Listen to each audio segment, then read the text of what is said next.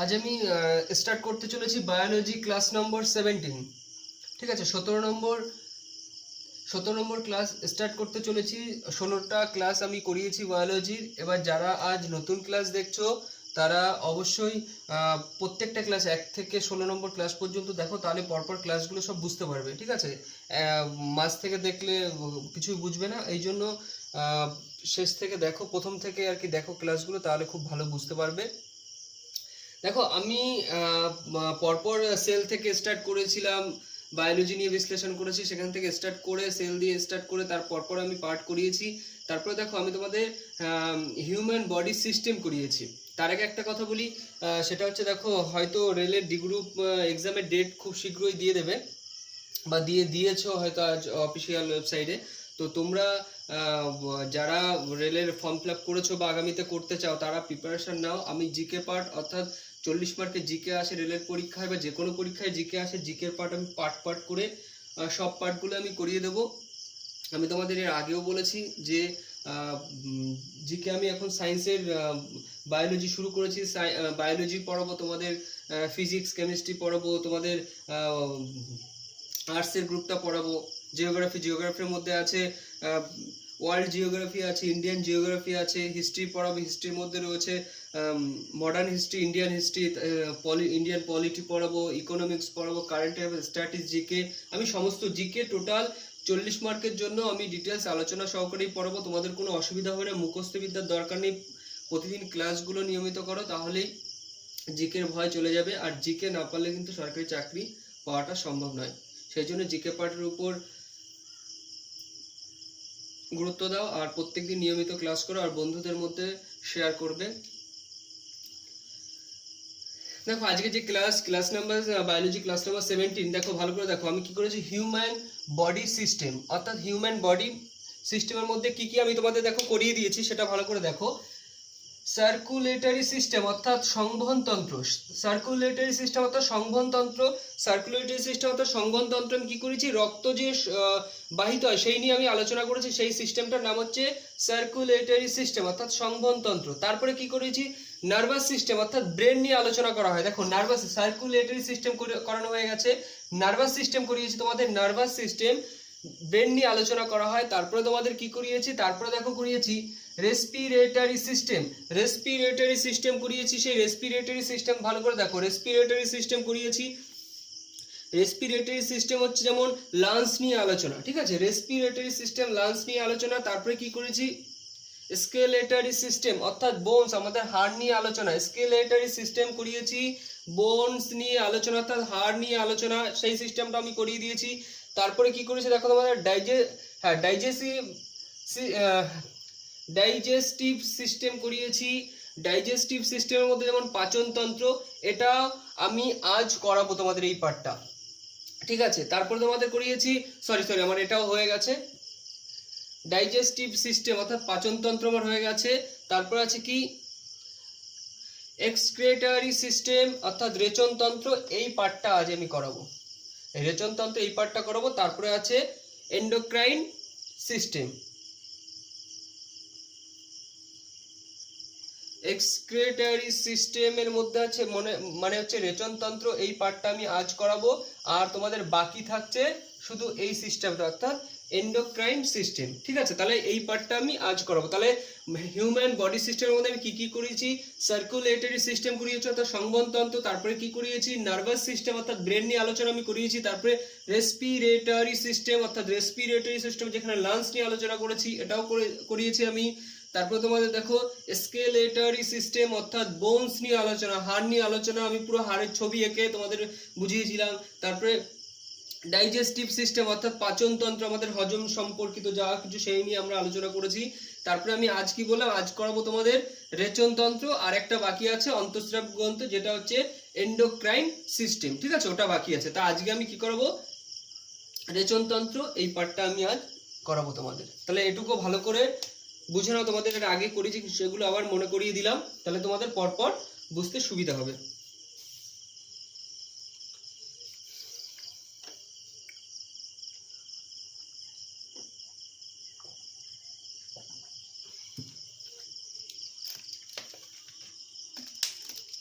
প্রত্যেকে নোট করো আর শেয়ার করবে, বন্ধুদের মধ্যে অবশ্যই বলবে এই ফার্মার্স বয় চ্যানেলটা সাবস্ক্রাইব করতে।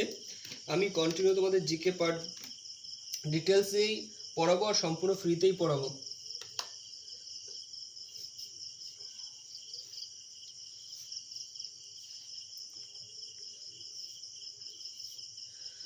দেখো তোমরা যারা নিয়মিত ক্লাস করো তোমাদের কাছে আমার রিকোয়েস্ট যে তোমরা শেয়ার করলেই তবে আস্তে আস্তে আরো নতুন কেউ জানতে পারবে, অনেকে জানে না, ঠিক আছে? তাদের যদি ভালো লাগে তবে তারা নিয়মিত ক্লাস করবে, তোমাদেরই বন্ধুরা আসবে। দেখো ডিটেলসে এইভাবে করানো খুব কষ্টের একটা ব্যাপার, নিজেকে প্রচুর পড়াশুনো করতে হয়, সমস্ত তথ্য এক জায়গায় করতে হয়, তারপরে তোমাদের আমি পড়াই। আর আমি বলেছি আমি সম্পূর্ণ তোমাদের ফ্রিতেই পড়াবো, কিন্তু তোমাদের এটুকু করতে হবে যে ক্লাসগুলো শেয়ার করা বন্ধুদের মধ্যে।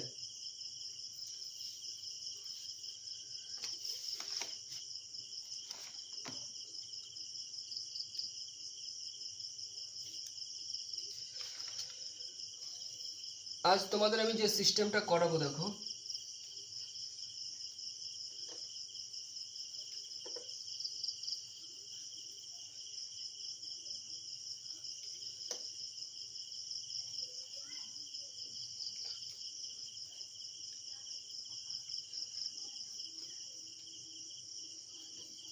দেখো এই পার্টটাই আমি এখানে লিখছি রেচনতন্ত্র।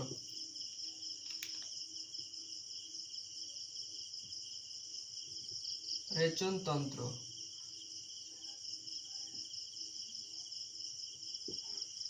রেচনতন্ত্র দেখো রেচনতন্ত্র খাদ্য খাওয়ার হজম হয় ও তারপর ওয়েস্ট যে ম্যাটেরিয়াল গুলো আছে ভালো করে বুঝবে। রেচনতন্ত্রের কাজ কি? আমরা খাদ্য খাওয়ার পর সেগুলো যে ওয়েস্ট ম্যাটেরিয়াল যেগুলো হচ্ছে হজম হওয়ার পর সেই ওয়েস্ট ম্যাটেরিয়াল গুলো বাইরে নির্গমনের কাজ করে কি? এই রেচনতন্ত্র কাজ করে, তাই তো? তাহলে আমরা কি লিখতে পারি যে খাদ্য খাওয়ার পর হজম হয় ও তারপর ওয়েস্টেড ম্যাটেরিয়াল, তারপর কি হয়? ওয়েস্টেজ, তারপর কি বলে? ওয়েস্টেজ ম্যাটেরিয়াল, ওয়েস্টের যে ম্যাটেরিয়াল গুলো থাকে সেই ওয়েস্ট ম্যাটেরিয়াল গুলো এই পদ্ধতিতে দেহের বাইরে বেরিয়ে যায়। তাহলে এই ওয়েস্ট যে ম্যাটেরিয়াল গুলো বাইরে নির্গত হয়, কি কি নির্গত হয় তার মধ্যে ভালো করে বোঝো যে ওয়েস্ট আমাদের খাদ্য খাওয়ার পর অর্থাৎ পাচন হওয়ার পর যে পদার্থ, ওয়েস্ট যে পদার্থ থাকে সেগুলো বাইরে নির্গত হয়। কিন্তু তার মাধ্যমে কি নির্গত হয় এটা পরীক্ষায় খুব আসে, সেটা দিয়ে লিখে নাও কি কি নির্গত হয়। কার্বন ডাই অক্সাইড, আর কি নির্গত হয়? আর নির্গত হয় ইউরিয়া। তাহলে ভালো করে বোঝো যে রেচনতন্ত্রের ক্ষেত্রে কি হয়, যে আমরা খাদ্য খাওয়ার পর যে ওয়েস্ট ম্যাটেরিয়াল থাকে সেগুলো বাইরে নির্গত হয়। তার মাধ্যমে কি কি নির্গত হয়? দেখো কার্বন ডাই অক্সাইড, CO2 আর কি ইউরিয়া। তাহলে এটুকু আশা করি বুঝতে পেরেছো।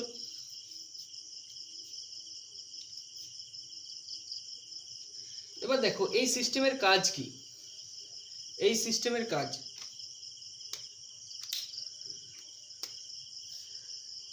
এই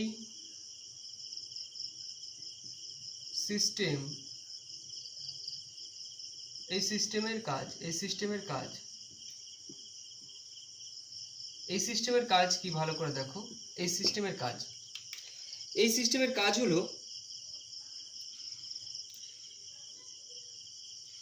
লিখে নাও এই সিস্টেমের কাজ কি। Na অর্থাৎ সোডিয়াম, K পটাশিয়াম, লিখে নেবে। Na হচ্ছে সোডিয়াম, K হচ্ছে পটাশিয়াম, ক্লোরিন, হাইড্রোজেন। তাহলে কি লিখলাম? Na অর্থাৎ সোডিয়াম, K তে পটাশিয়াম সেল, ক্লোরিন হাইড্রোজেন ইত্যাদি মেইনটেনেন্স করে। ইত্যাদি কি করে? মেইনটেইন করে, অর্থাৎ কতটা প্রয়োজন তার থেকে বাড়তি যেটা হবে সেটা আমাদের শরীরের বাইরে নির্গত হওয়া, এই কাজগুলো কি করে? সব রেচনতন্ত্র করে। তাহলে কি কি? দেখো এই ধরনের পদার্থ সোডিয়াম, পটাশিয়াম, তারপর হচ্ছে ক্লোরিন, হাইড্রোজেন, এই ধরনের পদার্থগুলো কি করে? মেইনটেনের কাজ কি করে? এই রেচনতন্ত্র করে। এছাড়া কি করে? ওয়াটার কন্টেন্ট মেইনটেইন করে। ওয়াটার কন্টেন্ট অর্থাৎ জলের যে যতটা প্রয়োজন বা অপ্রয়োজন এই ব্যাপারগুলো ঠিক রাখে। আর কি করে? ওয়াটার মেইনটেইন করে। ওয়াটার মেইনটেইন করে কে? রেচনতন্ত্র এই কাজগুলো করে। আর কি কাজ করে? আর কাজ করে ইউরিয়া, ইউরিয়া আর ইউরিক অ্যাসিড রিমুভ করার কাজ করে। আর কি করে? ইউরিয়া, তারপরে ইউরিক অ্যাসিড, ইউরিক অ্যাসিড,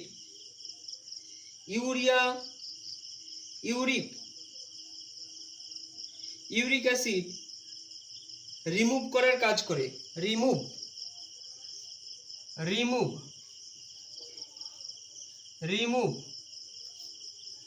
করার কাজ করে।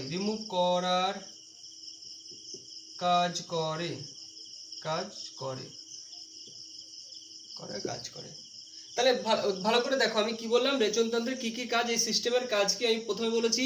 সোডিয়াম, পটাশিয়াম, ক্লোরিন, হাইড্রোজেন এগুলো মেনটেন করে, ওয়াটার লেভেলটা মেনটেন করে। আর কি করে? ইউরিয়া, ইউরিক অ্যাসিড রিমুভ করার কাজ করে। কে কাজ করে? এই রেচনতন্ত্র এই কাজগুলো করে।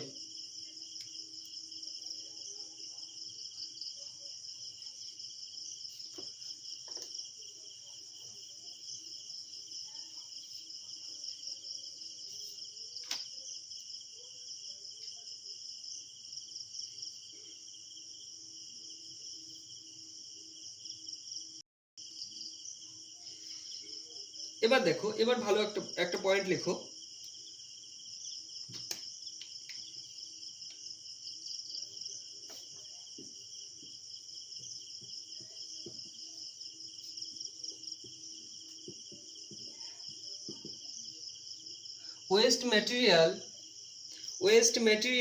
ওয়েস্টেজ যে ম্যাটেরিয়াল আছে, ওয়েস্টেজ ম্যাটেরিয়াল দেহের বাইরে নির্গত করার জন্য যেসব অঙ্গ কাজ করে। ওয়েস্টেজ ম্যাটেরিয়াল বাইরে নির্গত হওয়ার জন্য যেসব অঙ্গ কাজ করে, যে আমাদের যে ওয়েস্ট ম্যাটেরিয়ালগুলো আছে সেগুলো বাইরে নির্গত হওয়ার জন্য যে সমস্ত অঙ্গ কাজ করে, সেই অঙ্গগুলো সম্পর্কে এবার জানবো। দেখো কোন কোন অঙ্গ কাজ করে।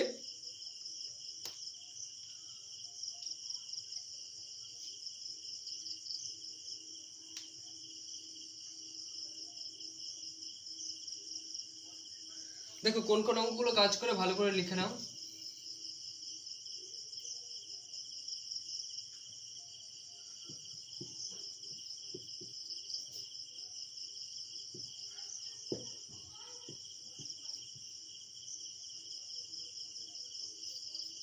তাহলে কি বললাম, ওয়েস্ট যে ম্যাটেরিয়ালগুলো আছে সেগুলো বাইরে নির্গত করার কাজ কি করে? টু কিডনিস, অর্থাৎ আমাদের শরীরে দুটো কিডনি এই কাজ করে।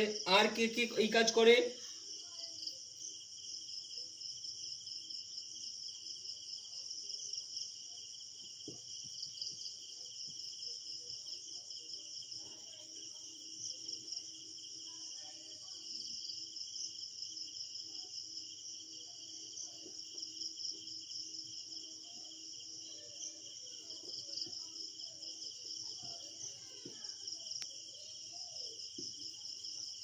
তারপর কি বললাম, দেখো টু কিডনিস এই কাজ করে, টু ইউরেটার্স এই কাজ করে। আর কে কাজ করে? আর সহায়তা কে করে?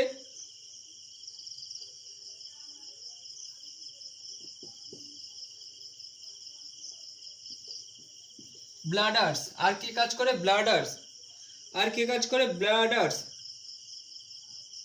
তাহলে ভালো করে দেখো, ওয়েস্ট যে ম্যাটেরিয়ালগুলো আছে সেগুলো আমাদের দেহের বাইরে নির্গত হওয়ার কাজ কি করে? টু কিডনিস এই কাজ করে, টু ইউরেটার্স এই কাজ করে, আর ব্লাডার্স অর্থাৎ মূত্রথলি, ঠিক আছে, এই কাজগুলো আমাদের করে।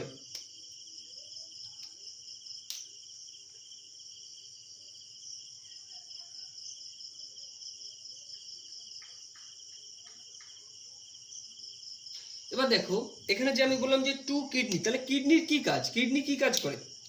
কিডনির কাজটা লিখে নাও। কিডনির কাজ হলো ব্লাড ভলিউম, এর কিডনির কাজ, এর কাজ কি? ব্লাড ভলিউম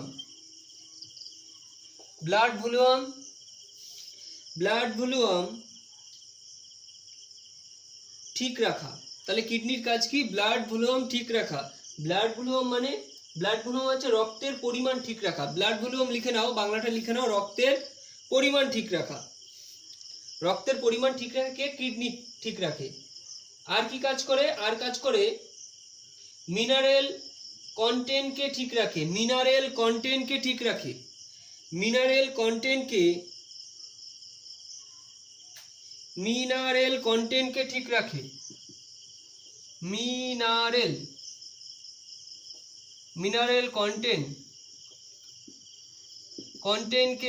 কন্টেন্টকে ঠিক রাখার কাজ করে। তাহলে দেখো ভালো করে বোঝো যে ওয়েস্ট ম্যাটেরিয়ালস গুলো বাইরে নির্গত হওয়ার যে সমস্ত অঙ্গ আমাদের সাহায্য করে কি কি? Two kidneys. তাহলে টু কিডনিস আমাদের কিভাবে সাহায্য করে? এক বলেছে কি ব্লাড ভলিউম ঠিক রাখে, অর্থাৎ রক্তের পরিমাণ ঠিক রাখে। আর কি করে? মিনারেল কন্টেন্ট ঠিক রাখে। মিনারেল কন্টেন্ট ঠিক রাখে। মিনারেল মানে হচ্ছে খনিজ, খনিজ যে পদার্থ আছে সেগুলো ঠিক রাখে, সেগুলো মেনটেন করে। তারপরে আছে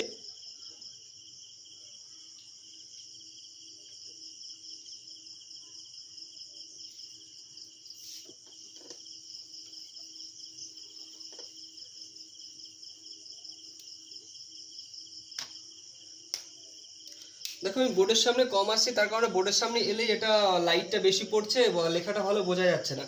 তোমরা একটু আমি বলছি ভয়েসটাও শুনে নেবে, আর আমি যে পয়েন্টগুলো দরকার সেগুলো লিখে দিচ্ছি। তারপর দেখো একটা পার্ট আছে লিভার। লিভারের কাজটা আমাদের একটু জানা দরকার। লিভারের কাজটা একটু আমাদের জানা দরকার, ভালো করে জেনে নাও। লিভার কাজ করে মিউটেশনকে এনার্জিতে পরিবর্তন করার। তাহলে মিউটেশনকে এনার্জিতে পরিবর্তন করে কে? লিভার। মিউটেশনকে এনার্জিতে পরিবর্তন করার কাজ করে কে? লিভার। আর কি কাজ করে? প্রোটিন তৈরি করে। তাহলে লিভার কাজ করে কি? মিউটেশনকে এনার্জিতে পরিবর্তন করে। আর কি করে? প্রোটিন তৈরি করে। আর কি কাজ করে? কার্বোহাইড্রেট স্টোর করে। আর কি কাজ করে? কার্বোহাইড্রেট স্টোর করে। তাহলে কি বললাম? লিভার কাজ করে মিউটেশনকে এনার্জিতে পরিবর্তন করার কাজ করে। আর কি কাজ করে? লিভার প্রোটিন তৈরি করে। লিভার আর কি কাজ করে? লিভার কার্বোহাইড্রেট স্টোর করে। এগুলো সব লিভারের কাজ।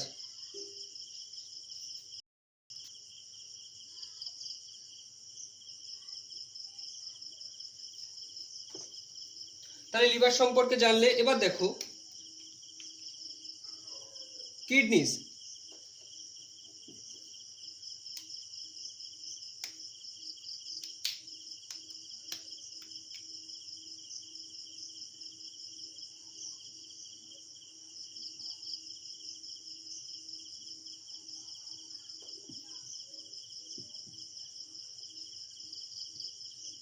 কিডনিসের কাজ দেখো।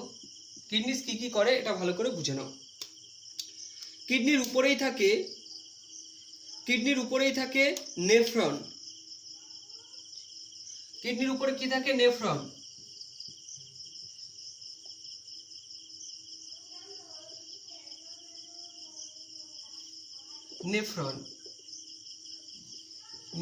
তাহলে কিডনির উপরে কি থাকে? নেফ্রন থাকে।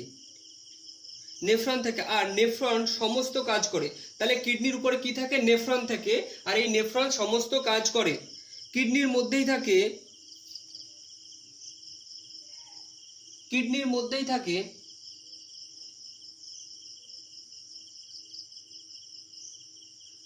Bowman's capsule. কিডনির মধ্যেই থাকে বোমান্স ক্যাপসুল।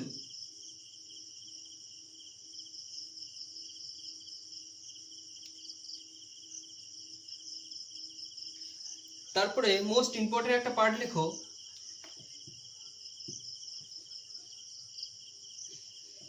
কিডনিতে আমরা বলি কিডনিতে যে স্টোন হয়, আমরা বলি না যে কিডনিতে স্টোন হয়। কিডনিতে যে স্টোন হয় আসলে সে স্টোনটা কি? আসলে সেটি কিডনিতে যে স্টোন হয়, আমরা বলি কিডনিতে স্টোন অর্থাৎ পাথর হয়, সেটা আসলে কি? সেটা আসলে ক্যালসিয়াম অক্সাইড। Calcium oxide. সেটা আসলে কি ক্যালসিয়াম অক্সাইড। ভালো করে বুঝে নাও, ক্যালসিয়াম অক্সাইড দেখতে পাচ্ছ সবাই, ভালো করে দেখো। আমি কি বললাম যে কিডনির উপরে থাকে নেফ্রন, আর নেফ্রনই সমস্ত কাজ করে কিডনি, ঠিক আছে। তাহলে কিডনিতে যে স্টোন হয়, আমরা সবাই বলি তো যে কিডনিতে স্টোন অর্থাৎ পাথর হয়, সেটা তো আসলে কি, ওই পাথর কি, সেটা হচ্ছে ক্যালসিয়াম অক্সাইড। ক্যালসিয়াম অক্সাইড, কিডনিতে যে পাথর হয় সেটা হচ্ছে ক্যালসিয়াম অক্সাইড। স্টার দিয়ে লিখে নিতে পারো, পরীক্ষার কমন কোশ্চেন। কিডনিতে যে পাথর হয় সেটা আসলে কি, ক্যালসিয়াম অক্সাইড।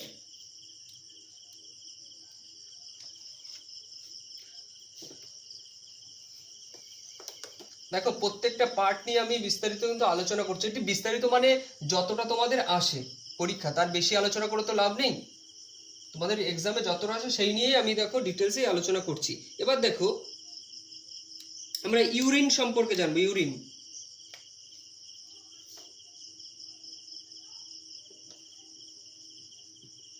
ইউরিন ইউরিন সম্পর্কে আবার আমরা জানবো।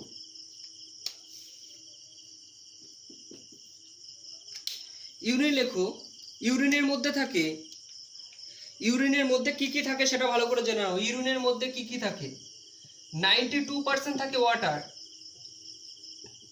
92% থাকে ওয়াটার। ইউরিনের মধ্যে কি থাকে? 92% থাকে, সরি আমি ভুল বলেছি, 96, 92 নয়, 96, 96% থাকে ওয়াটার। 96% ওয়াটার থাকে। 2% থাকে ইউরিয়া। 2% ইউরিয়া, 2% থাকে ইউরিয়া, 2% ইউরিয়া। তাহলে কত হচ্ছে? 96% ওয়াটার থাকে ইউরিনের মধ্যে, 2% থাকে ইউরিয়া। এর সঙ্গে আর কি থাকে? এর সঙ্গে আর কি থাকে দেখো, বাকি থাকছে কত? 96 প্লাস 2, 98 হয়ে গেল, 2% বাকি রইল, তাই তো? সেই 2% এর মধ্যে থাকে এই যে বাকি 2%, ভালো করে দেখো, বাকি 2% এর মধ্যে, এই বাকি 2% এর মধ্যে কি কি থাকে দেখো। বাকি 2% এর মধ্যে থাকে, বাকি 2% এর মধ্যে কি কি থাকে? বাকি 2% এর মধ্যে থাকে ইউরিক অ্যাসিড। ইউরিক অ্যাসিড থাকে, ইউরিক অ্যাসিড থাকে, অ্যামোনিয়া থাকে। Uric acid, ammonia, uric acid, uric acid এর মধ্যে কি কি থাকে? Uric, uric acid, uric acid, ammonia, ammonia, ammonia. তারপর থাকে সোডিয়াম, সোডিয়াম থাকে। তারপর থাকে পটাশিয়াম। কি বললাম? সোডিয়াম থাকে,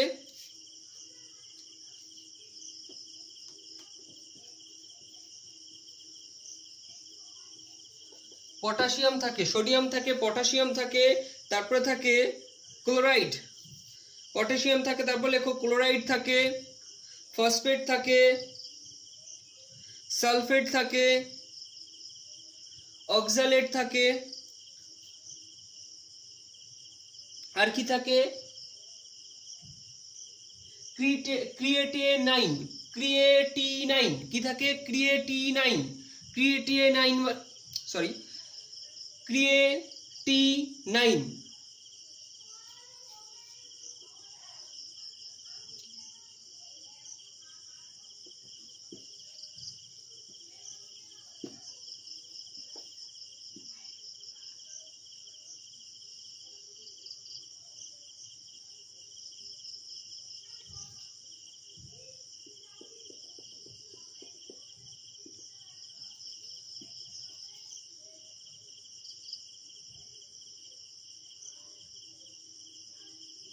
ক্রিয়েটিনাইন। তাহলে কি বললাম দেখো, ভালো করে বোঝো। ইউরিনের মধ্যে কি থাকে? 96% থাকে ওয়াটার, 2% থাকে ইউরিয়া, বাকি যে 2% অর্থাৎ 96 প্লাস 2, 96 প্লাস 2 কত হলো? 98। বাকি রইলো কত? এই 2%। বাকি এই 2%, এই 2% এর মধ্যে কি থাকে? এই 2% এর মধ্যে বলছি ইউরিক অ্যাসিড থাকে, অ্যামোনিয়া থাকে, সোডিয়াম থাকে, পটাশিয়াম থাকে, ক্রিয়েটিনাইন থাকে। আর কি থাকে? ক্লোরাইড থাকে, ফসফেট থাকে, সালফেট থাকে, অক্সালেট থাকে। এই মিলে বাদবাকি 2%। তাহলে এটা আমরা জেনে গেলাম যে ইউরিনের মধ্যে কি কি থাকে। ঠিক আছে, এই ব্যাপারটা ক্লিয়ার হলো?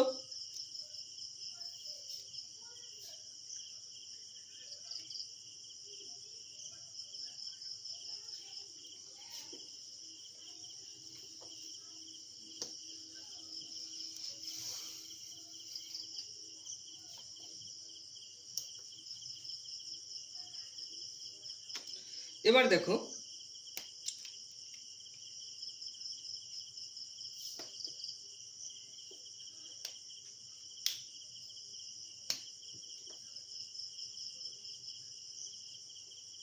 গ্ল্যান্ডস এর মধ্যে গ্ল্যান্ডস তৈরি হয়, লেখো গ্ল্যান্ডস তৈরি, গ্ল্যান্ডস তৈরি হয়, গ্ল্যান্ডস তৈরি হয় পেয়ার অফ টিস্যু দ্বারা। কি দ্বারা? Pair of tissue, pair of tissue দ্বারা, পেয়ার অফ টিস্যু দ্বারা। তাহলে গ্ল্যান্ডস কি দ্বারা তৈরি হয়? গ্ল্যান্ডস তৈরি হয় পেয়ার অফ টিস্যু দ্বারা। পেয়ার অফ টিস্যু দ্বারা কি তৈরি হয়? গ্ল্যান্ডস তৈরি হয়। পেয়ার অফ টিস্যু দ্বারা গ্ল্যান্ডস তৈরি হয়। তারপর একটা ইম্পর্টেন্ট পয়েন্ট লেখো, আমাদের আমাদের শরীরের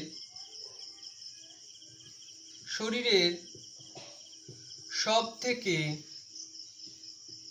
থেকে বড় গ্ল্যান্ডস মানে হচ্ছে গ্রন্থি,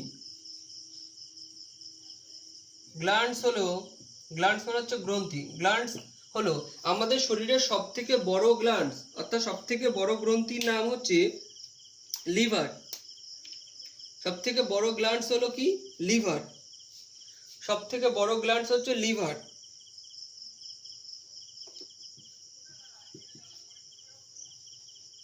তাহলে একটা প্রথমে কি বললাম যে গ্ল্যান্ডস অর্থাৎ গ্রন্থি, গ্ল্যান্ডস কথা অর্থ হচ্ছে গ্রন্থি, তৈরি হয় কি দিয়ে? পেয়ার্স অফ টিস্যু, টিস্যু মানে কলা, পেয়ার্স অফ টিস্যু দ্বারা গ্ল্যান্ডস তৈরি।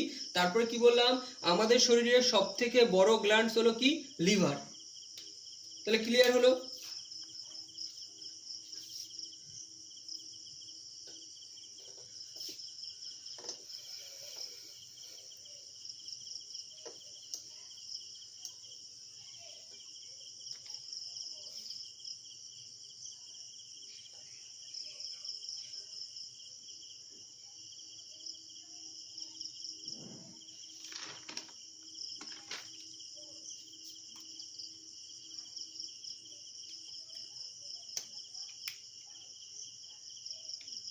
এবার লেখো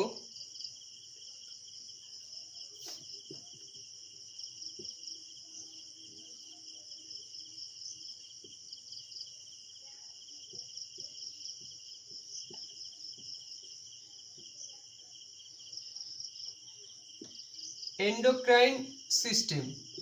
এবার কি বললাম? যে এন্ডোক্রাইন সিস্টেম, যে লাস্ট এই পার্টটাই বাকি আছে আমার। এন্ডোক্রাইন সিস্টেম, এন্ডোক্রাইন সিস্টেম এই পার্টটাই আমার বাকি আছে, কারণ এটা করলে এই সিস্টেম শেষ হয়ে যায়। এন্ডোক্রাইন সিস্টেম দু প্রকার।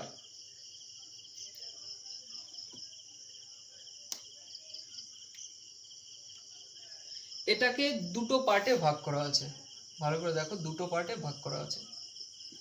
একটাকে বলা হচ্ছে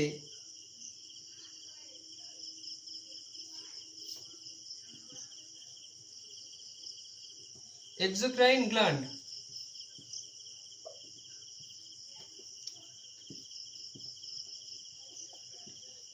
এক্সোক্রাইন গ্ল্যান্ড, আরেকটাকে বলা হচ্ছে endocrine gland. Endocrine gland, endocrine gland. তাহলে কি বললাম? এন্ডোক্রাইন সিস্টেমকে দুভাগে ভাগ করা আছে, একটাকে বলা হয় এক্সোক্রাইন গ্ল্যান্ডস, আরেকটাকে কি বলা হয়? Endocrine glands. এবার দেখো এক একটা পার্ট, এই পার্টটা নিয়ে এবার আলোচনা করব। এক্সোক্রাইন গ্ল্যান্ডের মধ্যে কি কি আছে এটা ভালো করে বুঝে নেবে।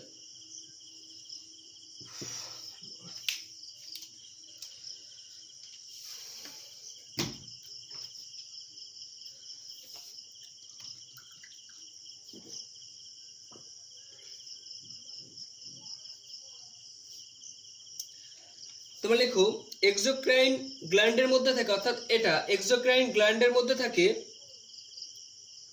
ডাক্টস। ডাক্টস মানে হচ্ছে নালী। এই সিস্টেমটার মধ্যে থাকে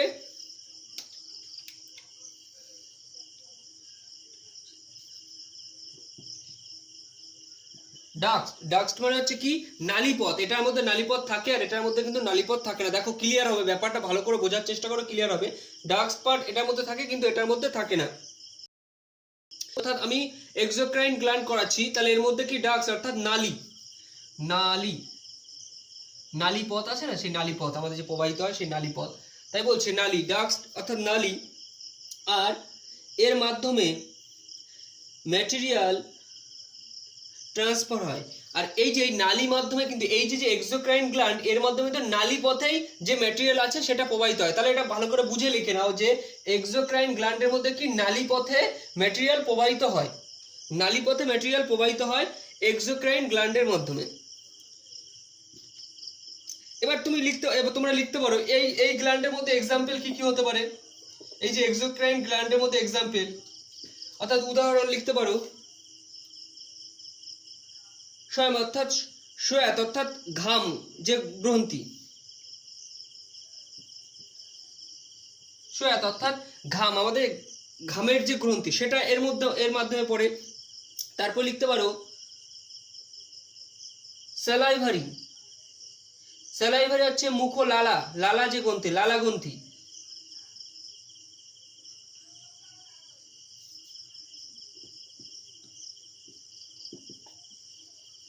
স্যালাইভারি অর্থাৎ লালা গ্রন্থি, সেটাও কিসের মধ্যে পড়ে, এই এক্সোক্রাইন গ্ল্যান্ডের মধ্যে পড়ে। এগুলো উদাহরণ আসবে কিন্তু। তারপরে লিখতে পারো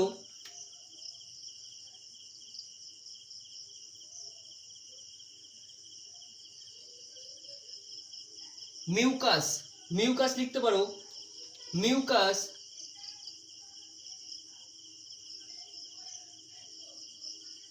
মিউকাস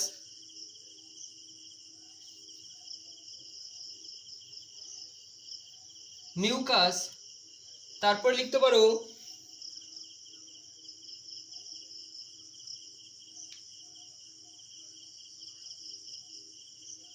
ল্যাক্রিমাল গ্রন্থি, ল্যাক্রিমাল গ্রন্থি লিখতে পারো ল্যাক্রিমাল, ল্যাক্রিমাল, ল্যাক্রিমাল, ল্যাক্রিমাল গ্রন্থি। আচ্ছা ল্যাক্রিমাল গ্রন্থি কি বলতো, ল্যাক্রিমাল গ্রন্থি যেটা আমরা অশ্রু গ্রন্থি জানি, আমরা বলি না যে আমাদের কান্না করলে যে চোখ দিয়ে জল পড়ে অশ্রু গ্রন্থি বলা হয়, তাহলে ল্যাক্রিমাল। এগুলো কয়েকটা মাথায় রাখো। আমি কি বলছি যে আমাদের লালা গ্রন্থি আছে, আমাদের যে ঘাম, যেখান থেকে ঘাম নির্গত হয় সেই গ্রন্থি রয়েছে। তাহলে এই গ্রন্থি কয়েকটা একটু মাথায় রাখো। এগুলো সব কিসের মধ্যে পড়বে, এগুলো সব এক্সোক্রাইন গ্ল্যান্ডের মধ্যে পড়বে। এর মধ্যে সবচেয়ে ইম্পর্টেন্ট পার্ট যেটা বলে সেটা নালীপথ থাকে, এক্সোক্রাইন গ্ল্যান্ডের মধ্যে নালীপথ থাকে। এবার দেখো এন্ডোক্রাইন, এন্ডোক্রাইনের মধ্যে কি থাকে, এর মাধ্যম হচ্ছে হিউম্যান ব্লাডের মাধ্যমে ডাইরেক্ট মিশে যায়। এটা কি হয়, হিউম্যান ব্লাডের মাধ্যমে মিশে যায়, হিউম্যান ব্লাডের মাধ্যমে মিশে যায়, ব্লাড, ব্লাড এর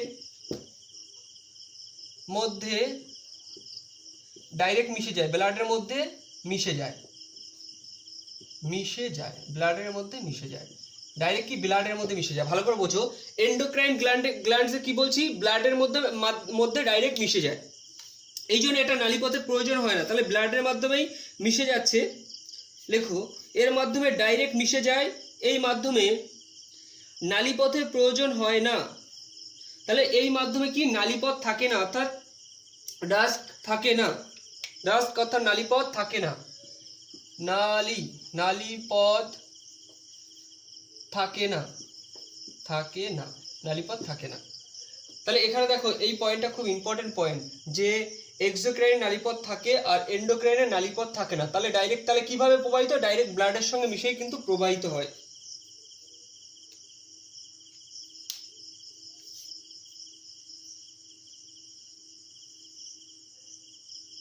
এবার দেখো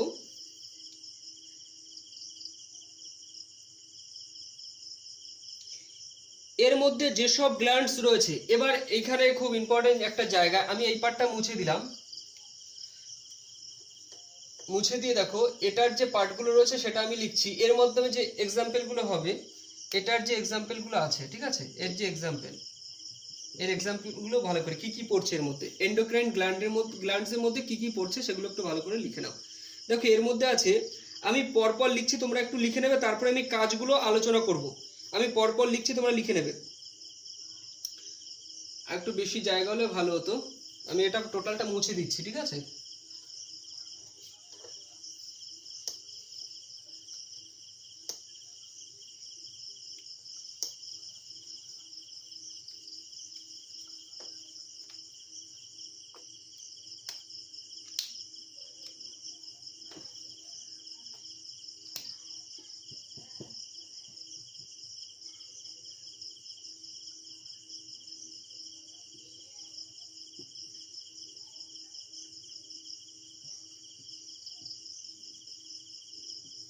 এন্ডোক্রাইন গ্ল্যান্ডস এর এক্সাম্পল আমি এখানে করব, তোমাদের এক্সাম্পল দেখো এর মধ্যে কি কি পড়ছে। প্রথম হচ্ছে hypothalamus, hypothalamus, hypothalamus, hypothalamus, hypothalamus, hypothalamus, hypothalamus glands, glands তোমরা এখানে গ্ল্যান্ডস গ্রন্থি, বাংলা লিখছি গ্রন্থি, গ্রন্থি, হাইপোথ্যালামাস গ্রন্থি, হাইপোথ্যালামাস গ্রন্থি, হাইপোথ্যালামাস গ্রন্থি। এর পরপর লিখছে দেখো, তারপরে কি আছে, তারপরে আছে পিনিয়াল, পিনিয়াল, পিনিয়াল, পিনিয়াল গ্রন্থি, গ্রন্থি হচ্ছে গ্ল্যান্ডস, ইংলিশে কি বলা হয় গ্ল্যান্ড, গ্ল্যান্ডস। তাহলে কি হাইপোথ্যালামাস গ্রন্থি অর্থাৎ গ্ল্যান্ডস, তারপর আছে পিনিয়াল গ্ল্যান্ডস, তারপরে কি আছে, তারপরে আছে লেখো পিটুইটারি। আমি নেক্সট দিন এই গ্রন্থিগুলো সম্পর্কে আলোচনা করব, কার কোনটা কাজ। তারপরে লেখো পিটুইটারি, পিটুইটারি,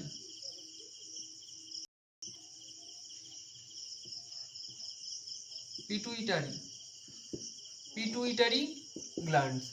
তারপরে কি রয়েছে দেখো, পিটুইটারির পরে লেখো থাইরয়েড, পিটুইটারির পরে লেখো থাইরয়েড, থাইরয়েড, থাইরয়েড, থাইরয়েড গ্রন্থি, থাইরয়েড গ্রন্থির পরে লেখো প্যারাথাইরয়েড, প্যারাথাইরয়েড, প্যারাথাইরয়েড, প্যারাথাইরয়েড গ্রন্থি, প্যারাথাইরয়েড গ্রন্থি। তারপরে রয়েছে, তারপরে লেখো প্যারাথাইরয়েডের পরে লেখো থাইমাস, থাইমাস, থাইমাস, থাইমাস গ্রন্থি।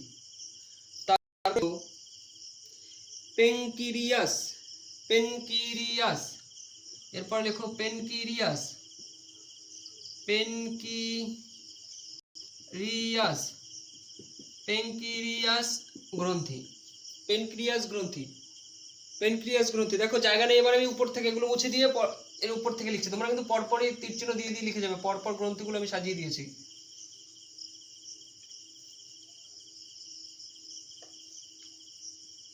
পেনক্রিয়াস, তারপরে লিখবে অ্যাডিনালিন, অ্যাডিনালিন, অ্যাডিনালিন, অ্যাডিনালিন গ্রন্থি। তারপরে লিখবে ওভারি, ওভারি গ্ল্যান্ড। তারপরে লিখবে টেস্টিস,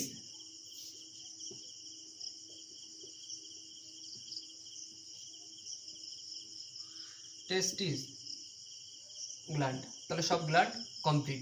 তাহলে এই গ্ল্যান্ডগুলো আমি কিন্তু তোমাদের নেক্সট ক্লাসে কি করব, আমি পুরো ডিটেলসে আলোচনা করব, এক একটা গ্ল্যান্ডসের কি কি কাজ সেই সম্পর্কে আলোচনা করব। তাহলে আজকে ক্লাস ভালো করে দেখো, আমি কিন্তু তোমাদের একটা কঠিন বিষয় খুব সহজেই বুঝিয়ে দিলাম, আশা করি প্রত্যেকে বুঝে নিয়েছো, নোট করে নেবে। ব্যাপারটা হচ্ছে দেখো, আমি কি বলেছি যে এন্ডোক্রাইন সিস্টেম অর্থাৎ অন্তঃস্রাব যে সিস্টেমটা রয়েছে সেই সিস্টেমটাকে দুটো ভাগ করেছে। কি, একটাকে বলা হচ্ছে কি এক্সোক্রাইন গ্ল্যান্ড, আরেকটাকে বলা হচ্ছে এন্ডোক্রাইন গ্ল্যান্ড। এক্সোক্রাইন গ্ল্যান্ডের মধ্যে সেটা নালীপথের প্রয়োজন হয়, তার মধ্যে উদাহরণগুলো আমি বলেছি। আর আর কি বলেছি, এন্ডোক্রাইন গ্ল্যান্ডের মধ্যে নালীপথের প্রয়োজন হয় না, ভালো করে বোঝো। সেটা তাহলে কি হয়, এগুলো ব্লাডের মাধ্যমে বাহিত হয়, তাহলে ব্লাডের সঙ্গে মিশে যায়। সেগুলো আমি কি কি বলেছি দেখো, সেগুলোর মধ্যে এবার আমি গ্রন্থিগুলোর নাম বলেছি, কার কোনটা কাজ সেগুলো কিন্তু আমি করাবো।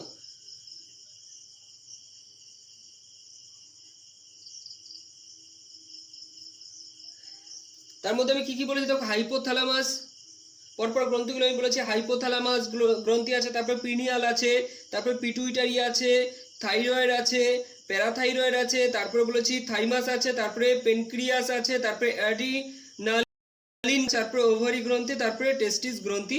ব্যাস এটুকুই। আমি নেক্সট দিন কিন্তু তোমাদের এরপর থেকে আমি স্টার্ট করব, ঠিক আছে? এটুকু প্রত্যেকে ভালো করে পড়বে।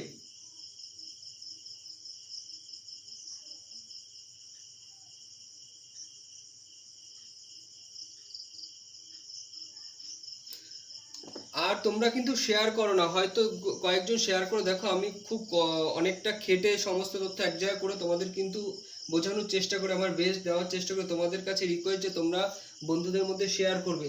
তোমরা যদি জিকে পার্ট কমপ্লিট করতে পারো, আর আমি বায়োলজি শেষ হলে, বায়োলজি হয়তো আর কয়েকটা ক্লাস করলেই শেষ হয়ে যাবে, তারপরে বায়োলজির এক্সাম নেব,